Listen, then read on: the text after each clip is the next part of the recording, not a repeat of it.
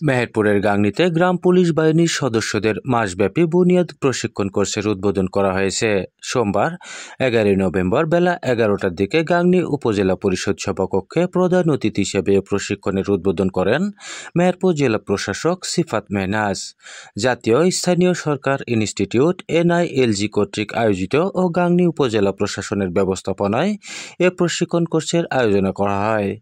গাংনী উপজেলা নির্বাহী অফিসার প্রীতম সাহার সভাপতিত্বে অনুষ্ঠানে বিশেষ অতিথি হিসেবে উপস্থিত ছিলেন স্থানীয় সরকার বিভাগের উপপরিচালক শামীম হোসেন, গাংনী উপজেলা সহকারী কমিশনার ভূমি সাদ্দাম হোসেন, উপজেলা প্রকল্প বাস্তবায়ন কর্মকর্তা নিরঞ্জন চক্রবর্তী, উপজেলা আনসার ও ভিডিপি কর্মকর্তা সাইদুর রহমান, উপজেলা LGED প্রকৌশলী ফয়সাল আহমেদ, সমাজসেবা কর্মকর্তা আরশাদ আলী ও মহিলা বিষয়ক কর্মকর্তা নাসিমা খাতুন।